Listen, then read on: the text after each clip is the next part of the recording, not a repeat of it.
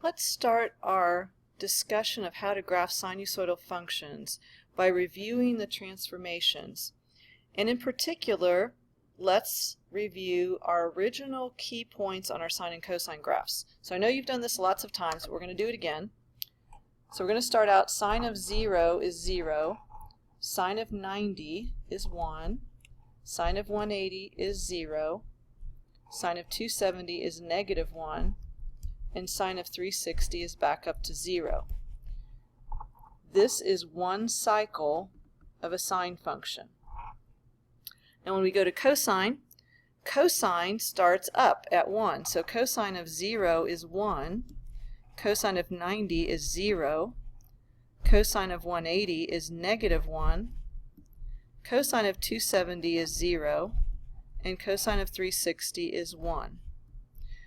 So these are the 5 key points that we will be referencing when we transform our graphs. We're going to be looking at the high points, the middle points, and the low points. One thing I want you to notice is that the sine graph starts and ends on the sinusoidal axis.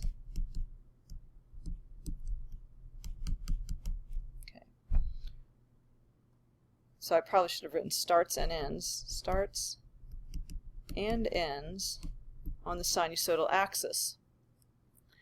Cosine starts and ends at the high point. Okay, so that's important to remember when you're graphing. Okay, now let's take a look at the 4 transformations that we looked at. So first of all, we're going to look at what happens outside the function. Okay, so first of all, we're adding or subtracting, but we're just going to look at adding as an example, outside the function. So when we add outside the function, I want to go back and so we can kind of see this graph here. So we are taking the function g of x is the function f of x, the sine function, plus 3. So we're saying sine of x plus 3.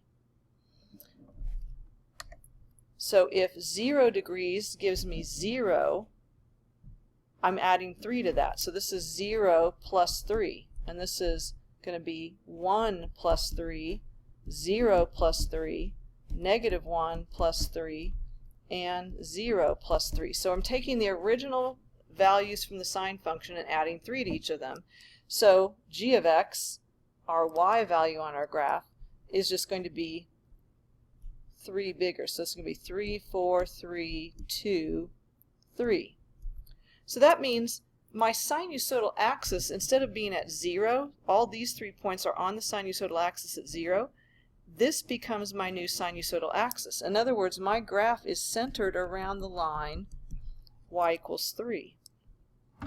So now my 5 key points end up being 3, 4, 3, 2, 3 on the y-axis.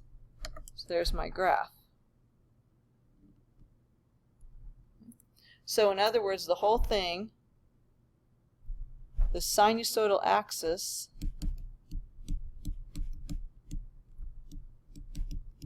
shifts up 3.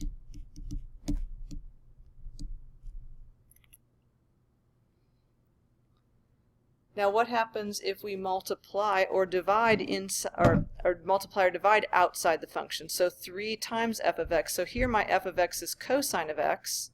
So I'm saying 3 times cosine of x. So everything in the right-hand column is using sine as an example. Everything on the left-hand column uses sine as an example. The right-hand uses cosine. But these transformations apply to either function. So in the cosine example here, now I'm taking 3 times 1, 3 times 0, 3 times negative 1, 3 times 0, 3 times 1. So my g of x now is 3, 0, negative 3, 0, and 3.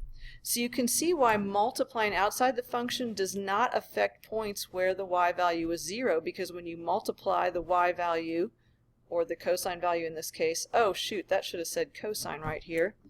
Let's change that. Some of you are probably yelling half point at me right now. There we go. That should be 3 cosine of x there. Anyway, back to what I was saying. When y, or the cosine of x, is equal to 0 and you multiply it by 3, it doesn't change. So our key points now are 0 degrees 3, so it starts at a high point, 90 degrees 0, 180 degrees negative 3, 270 degrees 0, and 360 degrees 3 again. And so my curve looks something like this. Notice I'm curving it down at the end because it doesn't keep going higher than 3, it goes back down. So when we multiply or divide outside the function, it stretches the amplitude. So it's 3 times taller. Okay, so this amplitude, and specifically 3 times farther from the sinusoidal axis. And I'm going to just write there that anytime I refer to the sinusoidal axis, I'm going to abbreviate it SA now so that it takes less time to write. So it's 3 times farther from the sinusoidal axis in both directions. That's what it's doing. Now when we get to the things that are inside the function, it's a little bit trickier.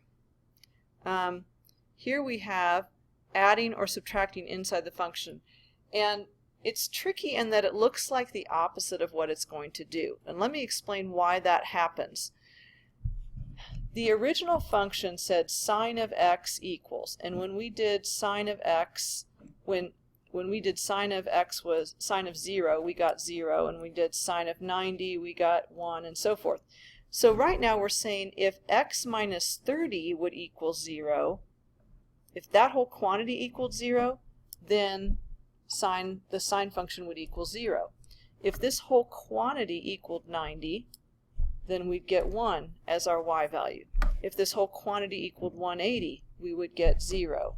And 270, negative 1, and 0. So if the number I put in, which is x minus 30 here, equals this number, then those are the sine values I'd get. But if I want to know what is just x, then, well, if x minus 30 is 0, then x would have to be 30 degrees. And if x minus 30 gives me 90, then x would have to be 120. And here x would have to be 210. And here x would have to be 300. And here x would have to be 390. Because I have to be 30 degrees bigger to get back to those original values that give me my high and low points. So now if I put in 30 for x, that becomes sine of 0. If I put in 120 for x, that becomes sine of 90. So when I plot those points, x is 30, y is 0. X is 120, y is 1. X is 210, 0. These are all in increments. These little vertical lines are all in increments of 30 degrees. Okay, when x is 300, we're at negative 1, and then 390, we're back to 0. So here's my sine cycle. Notice what's happened. It has shifted right 30 degrees. It's the opposite of what it would look like when you subtract. It actually goes to the right. When you add, it goes to the left. Okay, same thing happens when you multiply inside the function. So let's think about, we know that cosine of 0 is 1, cosine of 90 is 0, cosine of 180 is negative 1, cosine of 270 is 0, and cosine of 360 is 1 from our original graph. But so we're saying when 3x equals 0, cosine of 0 would be 1. When 3x equals 90, cosine of 3x would be 0, and so forth. So what is x? Well, if 3x is 0, x is still 0. If 3x is 90, then that means x is 30. If 3x is 180, then x is 60.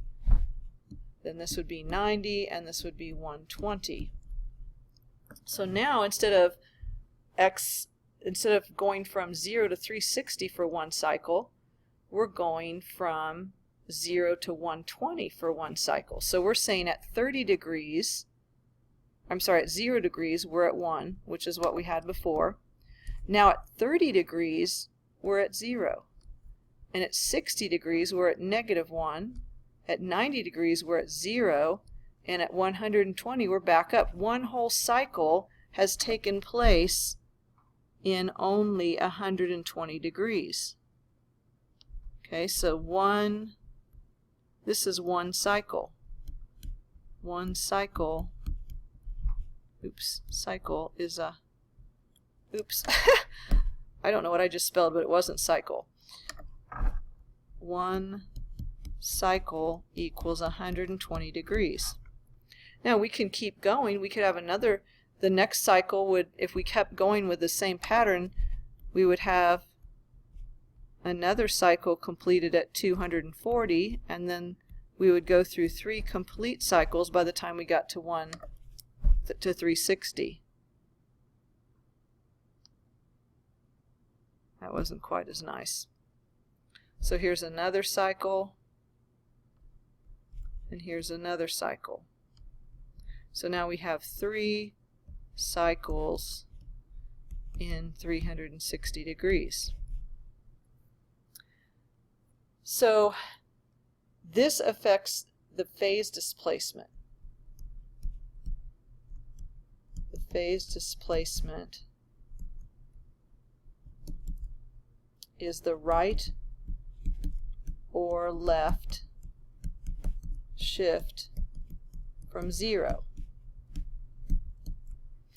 This last one affects what's called the period. The period equals the length of one cycle. So when we multiply inside the function, notice it's affecting either the phase displacement, when we do something inside the function, it's either affecting the phase displacement or the length of the period.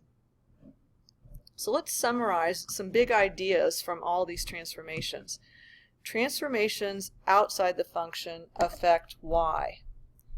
Transformations inside the function affect x. So in other words, this is going to be a vertical change. This is going to end up being a horizontal change. Another tip here is that transformations inside the function do the opposite of what they look like.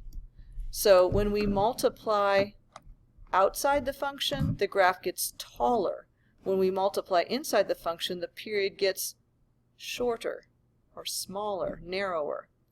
If we add outside the function, the graph goes up. If we add inside the function, the graph would actually go to the left. Here we're subtracting inside the function, the graph is going to the right. It does the opposite of what we would opposite of what we would think it would do. In general, adding and subtracting, so if you look at the 2 left-hand examples, in general, adding and subtracting, look at the graph. The graph does not change shape. It just shifts right or left. So adding or subtracting shifts the graph. No change in size or shape. Well, that didn't help. Try again. Sloppy writing. Size or shape. The official name for this type of a transformation is called a translation. You might remember that from geometry. Multiplying or dividing. Okay, so when we look at multiplying or dividing, it stretches the graph or shrinks the graph. So it does change shape. So it stretches or shrinks the graph in relation to the axis. Okay, so let me show you what I mean by that.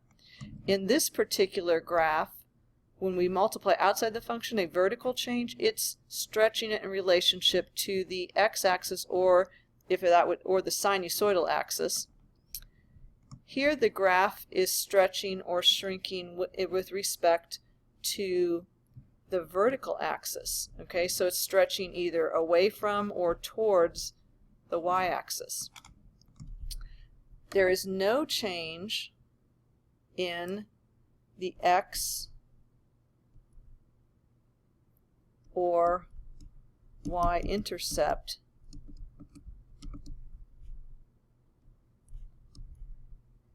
I probably should just let me kind of, sorry to make you erase here. There's no change in intercepts x or y depending on which type of translation.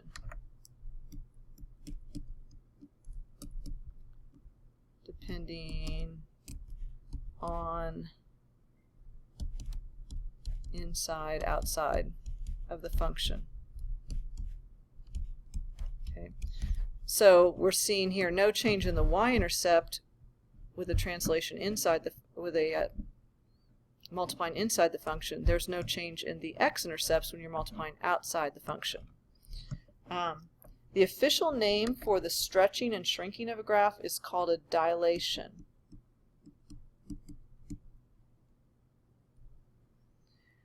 Now, multiplying by a negative number, we didn't do an example of this, but if you multiply by a negative number outside the function, it flips the graph vertically.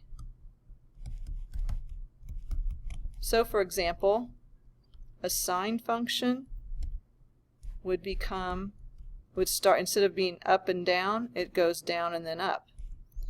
A cosine function, instead of starting up and ending up, it would start down and end down. Okay, so it flips it over this way. The official name is called a reflection.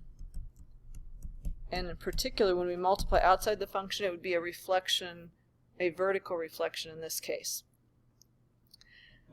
Okay, now with a summary of what we've done with the different translations, we're going to move on now to combining them all together. What happens if you do multiple transformations at the same time, and how do you graph the function? And that's what we're going to do next.